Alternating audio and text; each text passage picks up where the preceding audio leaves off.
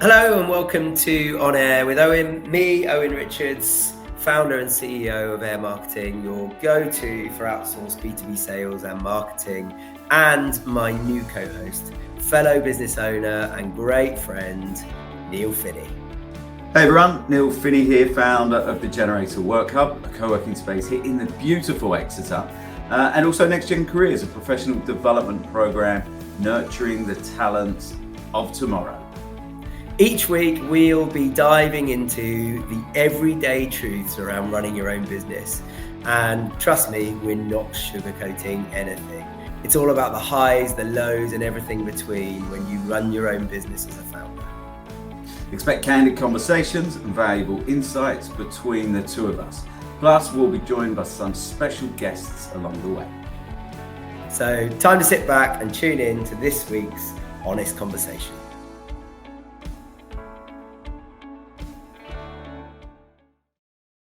Hey guys, welcome to another episode of On Air with myself, Owen Richards, and my fabulous co-host, Mr. Neil Finnie. How are you, Neil?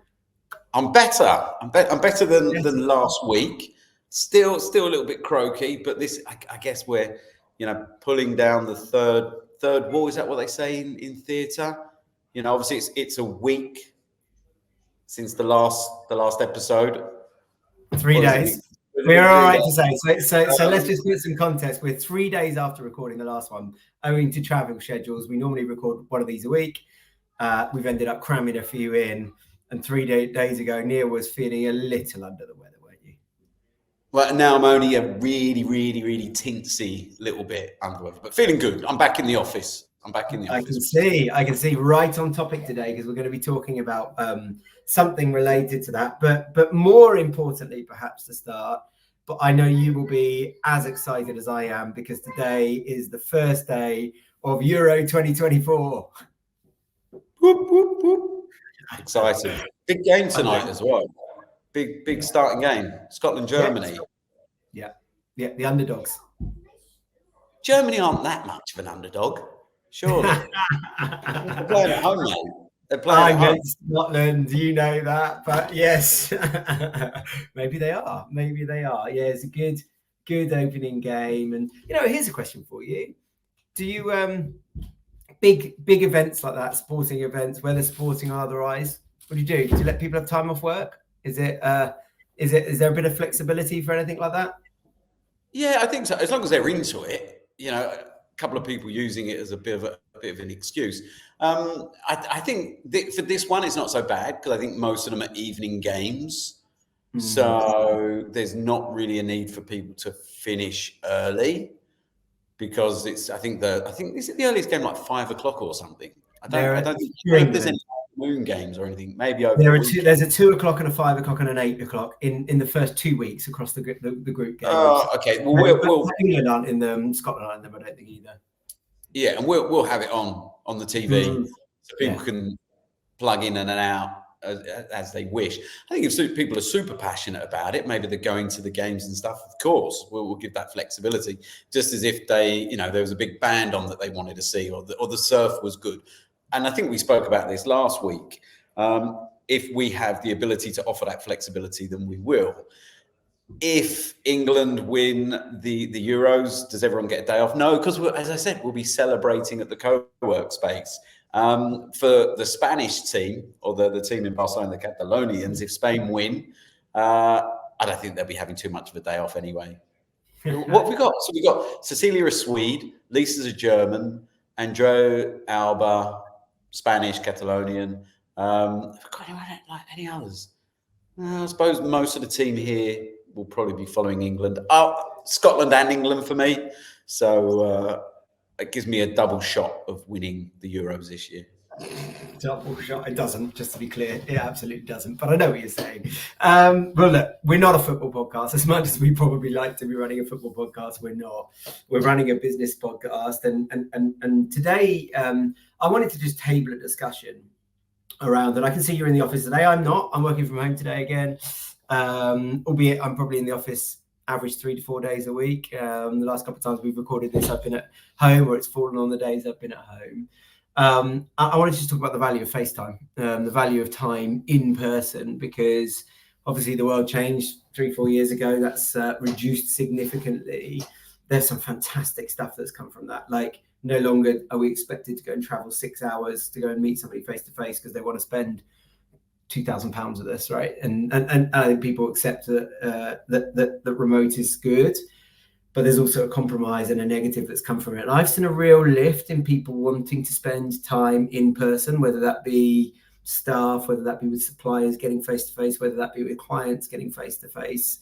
I just wanted to get your take on that and how you see that evolving at the moment, and whether you think it's creeping back into the workplace and people are rediscovering the value of that, or whether you think it's gone forever. It's definitely changed forever. I think that's for sure. I think there's a couple of things. I think not only, you know, as you said, coming back from COVID, where it was enforced, and I think, you know, it's very much enjoyable, and I think there's a lot of value from that in real life face to face.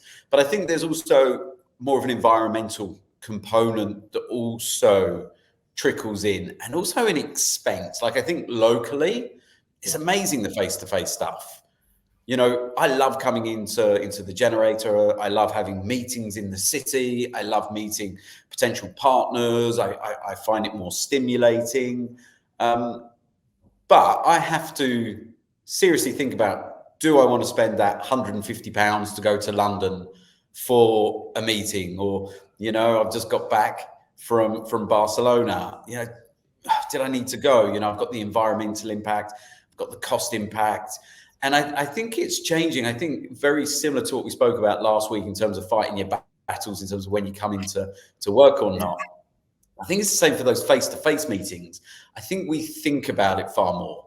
And, you know, I guess the level of importance of that relationship, whether it's just to solidify a long-term partnerships to ensure that you know, you show that commitment to them, or the monetary element of it, that it's been made worthwhile. I don't mind the remote stuff. I think one of the things about the remote stuff that I think a lot of people struggle with is building the relationship, because I think the majority of people aren't very good on remote conversations, on remote calls. And with the training that we do with a lot of the kind of university students or college students all the way through to graduate students, is trying to improve their abilities in a remote capacity. You know, you know me, and I know you. We're both quite energetic people. I think, you know, you can see our passion for things. I think we wear our heart on our sleeve, whether it's in person or on a video call. I don't think many people do that. And I think a lot of people can struggle building relationships online and showing your energy. And we do a lot of coaching around this, because I think you have to have an extra 10, 15, 20% online that you wouldn't necessarily have to have in a face-to-face.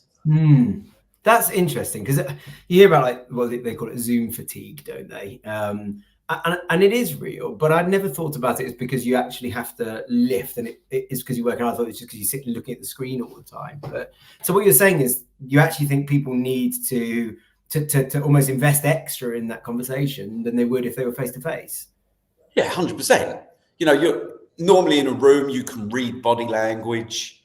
You know, you can be a bit more relaxed. You have a coffee. It's more informal. I think sometimes, especially for those early meetings, you want to show the client that, you know, we want to do this, and we're trying to work in our best capacity for you, whatever it might be. But I think I'm always adding another 10% to my energy levels on Zoom calls. And when I finish, I'm a bit like, as you say, that fatigue. It's like, okay, needs to chill. Whereas I think the in-person stuff, I think I can dial it down a little bit. Interesting. So I'm a big believer in face-to-face.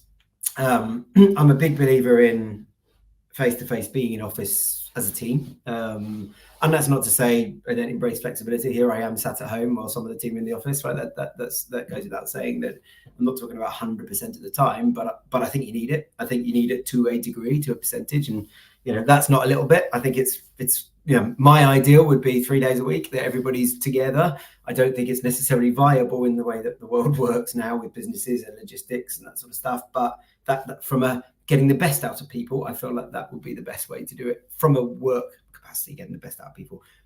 I will say out loud, that doesn't mean that's getting the best out of them at home, right? There's a trade-off, and that's where people need to make their own decisions. But I also think it's important with, like, we're a sales business, right? The process of selling to somebody, the difference between being in a room with somebody, that body language, that rapport that you build, the conversation that you have that you wouldn't have on a Teams call, which is as you're walking into the office to find the space and sitting down and setting up the laptop so you can do your presentation. That might take 5-10 minutes, and the things you talk about, the things that come out of that conversation, and then you go, right, great, we're done. You pack up. So what are you up to for the rest of the day? What are you doing? What have you got on? Oh, you've got kids. Oh, right, what do you do? Wait, whatever it might be.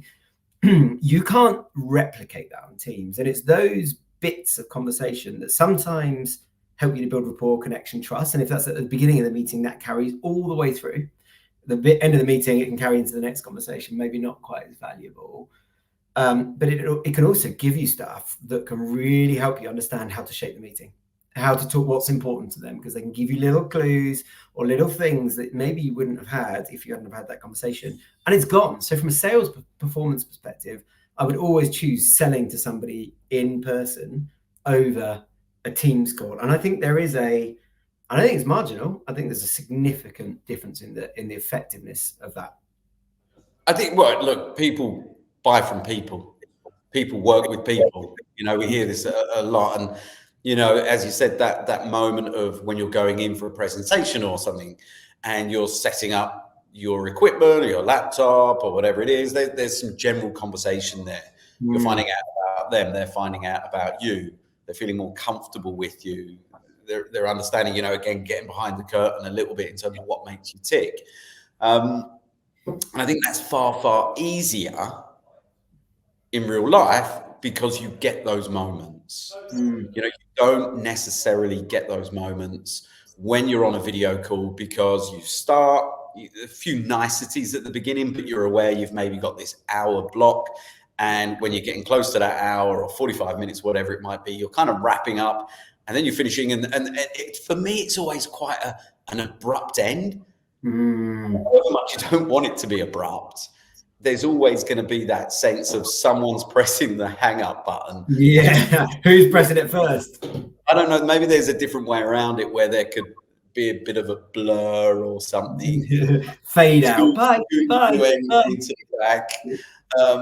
But and I think we're at this really interesting point, and we speak a lot about remote work, both at Next Gen and the Generator. And I think eventually we're going to be living in these kind of virtual metaverses. You're put on the headset, and it will become a bit more similar, I think, a bit more akin to the in real life, where you might walk into a meeting as your little avatar. You'll have a sit down with someone and you'll set up your equipment as you're having a conversation. You've got your ridiculous goggles on, and then you will finish in that kind of way, and you'll actually leave by a door or something where you kind of wave, or you might be able to even get that handshake. I think they're making the gloves now, aren't they? Where you've got feeling of kind of touching someone without touching someone. It's going to be Ready Player One. Have you seen the movie Ready Player One? No. It's phenomenal, and we are moving in that direction, which I think then does definitely blur the two type of interactions that you might get. And again, there are some great things about some video calls because you can limit it to a certain amount of time, can make more. But I think we still need that kind of niceties. You do that face to face within a good agenda, right? Just being organised. But I hear what you're saying. I guess the thing for me is about human connection generally, right? Whether it's in a business capacity or a sales capacity or a colleague team capacity, whether that's a team at work or a team in another part of life, sporting or whatever. Let me ask you a question. Have you seen business partnerships form in the space there? So these people work in a co-working space, they meet, and then they end up as business partners. Yeah. Right. Yeah, How many multiple times. so how many of those would have happened if they'd have not met in person at their first point of contact, and if that relationship hadn't been formed? It wouldn't have. It wouldn't have happened. And I think this is the kind of element. It's that organic conversation that you get from being in person. And people often call it like, oh no, the water cooler moment. I think that has a lot of people kind of have that negative stereotype now in terms of, oh yeah, but you don't need those water cooler moments. I get as much online, and it's become this big debate between the positives and the negatives that people believe in it. But I 100% believe that the relationships that the people have formed in the space and the businesses they've gone on to create and the support that they've given to each other cannot happen in a remote capacity, because it's been a thread that's kind of been developed over time, being woven into something. It starts with one thread, but all of those small interactions starts to kind of crochet something together. And look at that, adding in something else. I didn't expect to hear the word crochet on our podcast. Maybe we should do that. Like someone, like just drop the terms you want us to add in, and see if we can fit them in. We see if we can crochet them into one of our calls. But that happens over multiple small micro meetings.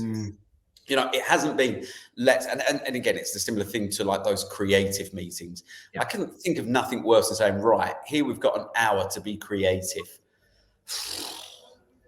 I can't, like, I don't believe you can force that kind of creativity. No. I think it happens in moments, and it happens in micro moments. And I think, you know, that's what's great about the space is it's an organic kind of nano meeting, micro meeting of lots of things happening, over people overhearing, people kind of giving their feedback. And then all of a sudden it kind of goes into this melting pot of ideas, and then some beautiful recipes created that we can all enjoy eating.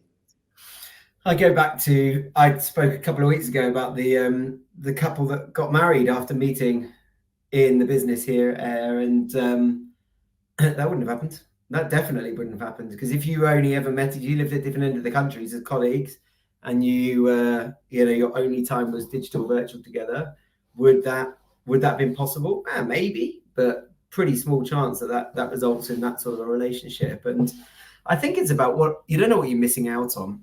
Taking it back to a business context, and maybe like a P&L results performance context.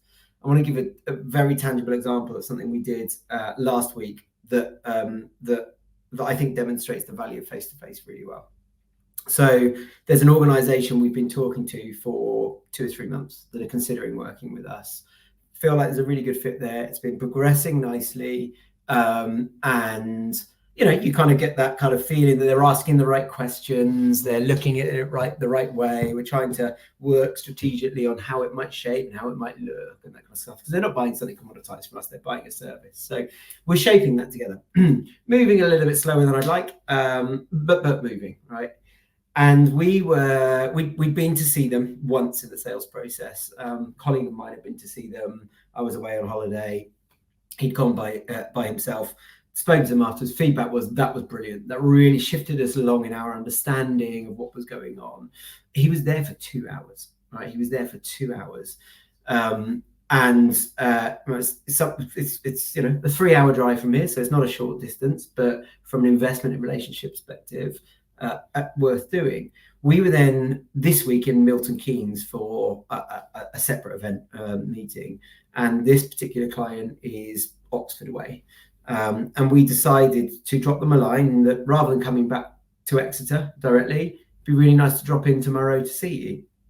And they made the time for us. So we both went in there last week, and we'd had a call with them the day before, or 2 days before, just to shape out some bits.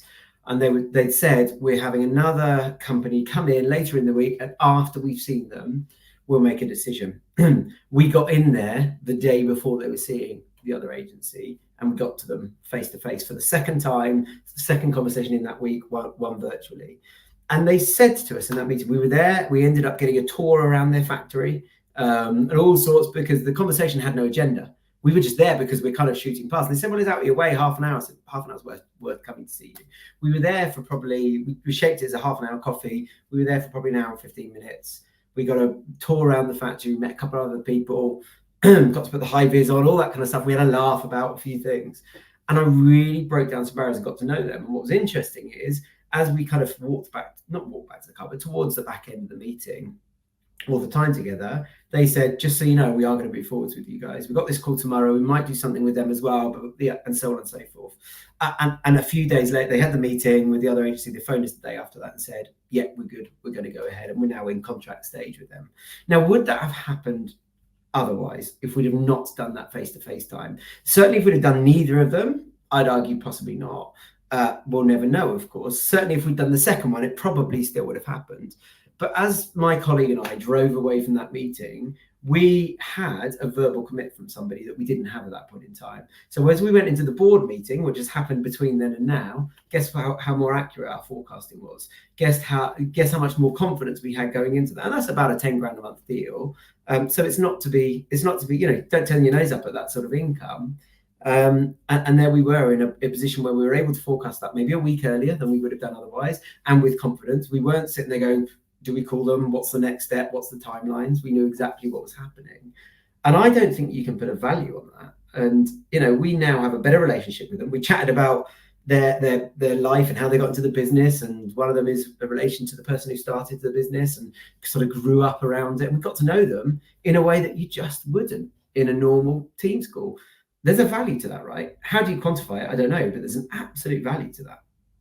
So you were just going past. So where are they based? They're in Oxford. We were coming back from Milton Keynes to Exeter. Okay. So question now, let's say similar size, potential client. Yeah. You're in Exeter. They're based in Glasgow. Yeah. Do you do the round trip to Glasgow now because you feel that in-person meeting just adds another layer that maybe no one else is doing at the moment as well, that would just give you that certainty, where's your cutoff? Yeah. And I think that's the point, right? And Barcelona, do you go to Barcelona? Barcelona's a nice place. I'd be happy to, but you're there all the time, right? It's normal for you. So, I think you have to identify the line. To answer the question, I don't know, but I would use the data. So this is the way I like to make decisions in business. I'd use the data to tell me, right? So if I went back historically and looked over our pipeline, if it was the only deal I had that month, no question, right? If it was the only deal that could close in that month, absolutely. It's a day of travel. I've traveled for worse things, right? We've all traveled for worse things. And if it's a 10K a month, it's a 100K deal. Yeah, absolutely. I'm absolutely going to do that. If I've got 20 of the things, then different story, right? And I think there's a little bit of context there that will perhaps help shape how people could make that decision. So if you are a business that's growing, you've got a really positive, healthy sales pipeline, no, maybe not. If you are, we do one deal a quarter, yeah, absolutely. We're going in to see that person. But the data is what would tell me that. So if I looked at the last 50 deals we've closed or 20 deals, whatever we want to look at, and I said, right, which ones have we got face-to-face with? Or maybe opportunities we've opened to close win rate. How many of them have had face-to-face meetings? If there's a clear data trend that says when we go and see them, we increase our closed won percentage, then yes, there's a commercial business case behind that, isn't there? So if every deal is equal, which of course it isn't, let's say every deal was worth 10K a month or whatever the number is, and we worked out that we close 20% of opportunities when we don't go and see them and 40% of opportunities when we do, the cost of getting a new opportunity into pipeline through marketing, the cost of the lost opportunity or missed opportunity, the cost of acquisition is twice. So I'm just going to put another one in that I don't see face-to-face, and it's going to cost me twice as much to win a client. The cost of travel and time to go and meet that person, nothing. And I'd argue when a client comes in, they're probably better positioned, they're more bought in, their expectations, because you spent more time with them, more time with less intent, where it's just a conversation and things come up that maybe wouldn't on a really structured half-an-hour Teams call. So yeah, so would you tell me that was right or wrong? I think. Would you say impossible to get that remotely? Is there any other way you could do it? Like, can you show me around your facility? Let's do it on a call. Is that impossible? Is it the case you send them a VR headset? Like, I don't know, or is that just not feasible with the technology that we have at this point in time? It will be, right? I'm sure, but what you've got to remember is if I said to 10 people, look, I'm driving past, I'd love to come and see you for a coffee or just get FaceTime, the majority of people, pending availability, are going to say, yeah, really happy to do that. If I said, can I send you a VR headset and can you walk around your factory with it on? I'm not sure the world is ready 100% to say, yeah, no, I'm happy to do that. Absolutely, that's normal. I think you might get a varied degree of responses to that. So could it happen a different way? Yeah, it could. But I'd still argue, as we walked back from that factory and we talked about how that person had grown up around the business with their father starting the business and they knew nothing else and all this kind of stuff. We were just walking back from looking at this mega machine that I asked ridiculous questions about. They laughed at the fact that I really enjoyed putting on a high vis because it's not normal for me. I know it is for you, having worked in the construction industry, Neil. I still get excited about it. But when I was working back in the day, there was no high vis. Believe me, there was nothing. Health and safety. Yeah, luminous yellow. Yeah, I just had nothing. Just olive oil and lemon to tan up. Yeah. I had to get I had to take some stuff to the refuge centre. And I had some asbestos, and I had to put on the high vis, some goggles, and a hat because I was the only one allowed. I was so excited. So I get the high vis excitement. I get that. Still get it. Dressing up. Who doesn't love to dress up? Yeah. Oh, well, there you go. And that became a joke, a bit of jest, a bit of fun, and we formed a different side of the relationship that we built and a different type of rapport that would not have happened if we hadn't have physically been there. Does that mean we wouldn't have signed the deal without it? No, I don't actually think it does. But from a positioning and a chance perspective, and as I said, performance in giving business stakeholders confidence in performance of the business over the next 30 days, I'm now confidently forecasting that to come in versus it might not. It's a different conversation. Yeah. I think on the flip side, because this is for me is again, it's making sure you make the right decision of when to meet in person and when not. For example, I used to go to a travel conference all around youth travel. So you meet in person. Yeah. The best conversations, the best deals, always at the bar. Always at the bar in the evening because you get to know people, and I think the conference itself, I always felt was pretty poor because it was that kind of speed dating element and you had 10 minutes together. And there was no way for you to get in contact with the people beforehand to see and for me, it was that like, even at conferences, it feels like there needs to be a bit of an evolution, take the speed element online. Do that remotely, don't use my time when I'm flying halfway across the world to then get in a room with people that have just requested to meet me, don't really know who I am, I don't really know who they are. Do that online. Let's get as many meetings with interesting people to find out what they do. And then let's run a conference that's just activities and getting to know people, because we know the people that the businesses are there. Know what they do. Yeah. The kind of people that we want to work with. But I don't think the two live in silos. And it's interesting. I know you've been, I think, chatting to Chris Bentley and the not networking. Yeah. And that's great. This idea of, well, we're not here to network, we're here to get to know each other. But I still want to know people's businesses and if there's a fit for me in a business capacity. I still think there's value with that. And it's trying to blend the two together. But I think it's about getting rid of so that in particular. We're going to get Chris on in a couple of weeks as a guest. I'm really looking forward to it. I've known Chris for a number of years. Good fun, and from a branding perspective, has had a lot of fun with his business. And I think not for everybody, but I think we can learn a lot from the way he thinks and the way he looks at that. And his networking is about spending time together as humans. It doesn't mean you can't talk about business, but what it is doing is making it very, very clear that you are not there to sell to each other, to do the old classic hand the business cards out and you do this right, can I sell to you? It's about forming a relationship with people. Business is a part of that, of course it is, but we're not there to do business. We're there to build a relationship with somebody, and the business comes later and after that. And I respect that. I think that's a really, really positive way of looking at it. Yeah, no, 100%. I think, but again, it's that finding the hybrid, and it's exactly the same as people coming into the office. When they come into the office, I 100% agree with the fact that for some people, it's sometimes working from home it's far more beneficial, and it allows more inclusivity in the workspace, in the workplace, which I'm, again, 100% behind. But I really struggle with those people that say you can get the same creativity and the same output by working from home 100%.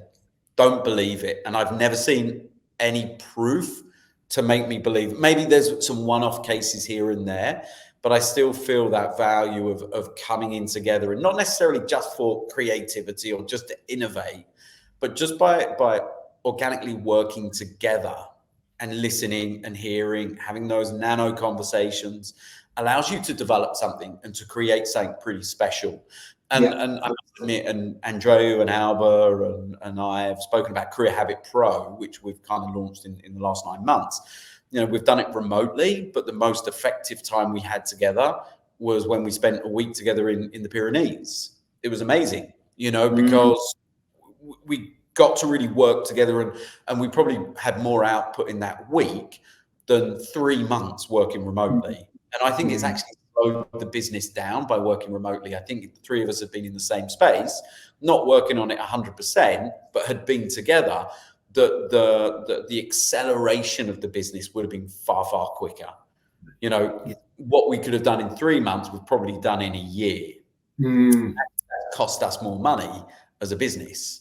So it would have been more cost effective for us to have taken an office, to have, paid for the travel and everything else to accelerate the business to where it probably needed to be in those early stages. And I think it's about finding the happy medium. Yeah, it is, because great story. And I think that, that really supports the argument of spending time together. Having said that, if you needed to be together to do it, it wouldn't have started in the first place, right? Because you live in different parts of the world. And 15 years ago, you wouldn't have got into business with somebody who lives in Barcelona and somebody's in Sweden or whatever. It just wouldn't have been a thing. So, like you say, it's a balance. And I think, the only thing I'll leave us with on this is just to say, let's take it back to basics. Long distance relationships don't work for a reason, right? That's the reality. They don't work for a reason. And whilst we can survive for a period of time like that human contact, that human shaking someone's hand, looking them in the eye, it cannot be replaced. And that's why I believe, and I know, we're not in you and I are not in a relationship, to be clear, just in case anybody's wondering, but she does wonder sometimes. She does. I know. But the reality is, if we hadn't spent time together, in person, in your office when we first met, in the pub most of the time since then, whatever, watching sport together, going to events together, then you wouldn't have the relationship that we do. It would not exist in that way. And we'd have a different relationship potentially, but it wouldn't have the impact or the value in your life or my life that it does. And I think that's true of all walks of life. And I just think, I'm encouraged. I guess what I'm saying is I'm encouraging particularly younger people coming into their career for the first 5-10 years who have come into a world that looks like this, not to undervalue the power of being physically at events with people, going to networking, going and seeing your clients, spending time with your boss and your boss's boss and your boss's boss's boss in a room, in an office, walking past them and chatting to them in the kitchen, going to the staff events. Like, it is so invaluable. This will extend this conversation slightly, but it's because you mentioned that kind of younger generation. I was quite surprised by this. We had an organization in the space kind of coming back from COVID, and, I think they imagined things to be quite hybrid, but the staff weren't taking up the desks. They were staying at home. I was like, well, is that your older staff? It's like, no, it's the 24, 25, 26-year-olds. And I found that really surprising, because I think for me, maybe as a 24-year-old, I would want to be where my boss is and where the senior leaders are. And I could be wrong. I'd love to hear people's thoughts on this, but that younger generation seemed to be more akin to, well, we'll stay at home. We can do our work remotely. And I find that really surprising. And, it might be this thing, the fact that they're so comfortable on social. But it's like, how do you encourage them to see the value in it? And is there a confidence building piece? Is there a training piece? Because I think for you and for me, it's something that's obviously developed over time.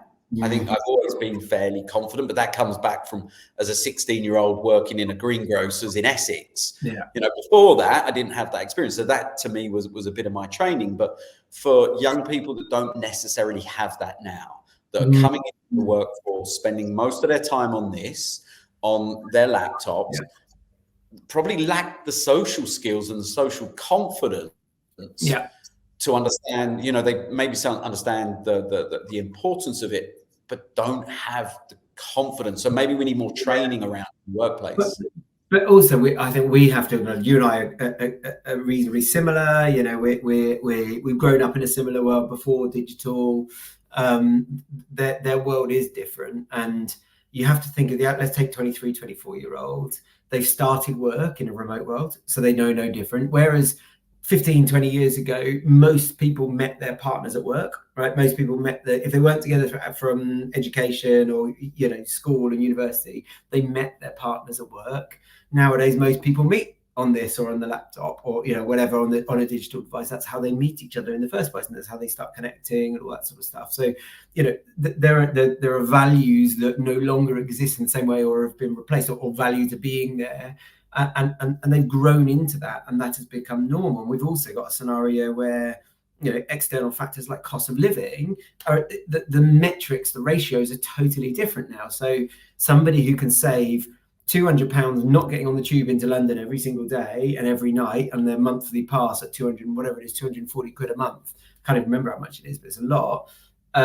If I can save that, why wouldn't I? Because I can put that in my pocket, save that money and invest to get my first property and get on the ladder sooner rather than later, which of course is harder in itself as well. So the priorities have shifted in where you and I grew up in a generation where at 23, I was thinking about when am I next going out to the pub to have a great social time? I want to progress my career. I want a social life. I want to engage with people, in their company. They're thinking about their digital footprint. They're thinking about their finances.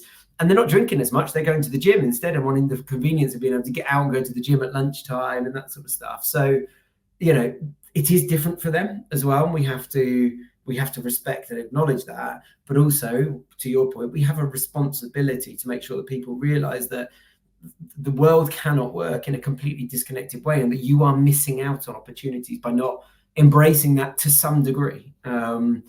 But it doesn't surprise me to hear that, because we found the same. It's younger people either are the ones that want to be in all the time because they like being around people. They haven't got the setup at home. They don't want to be working at home in mum and dad's house or in a shared house where it's really noisy. Or they live alone and they've got the social element of being in the office.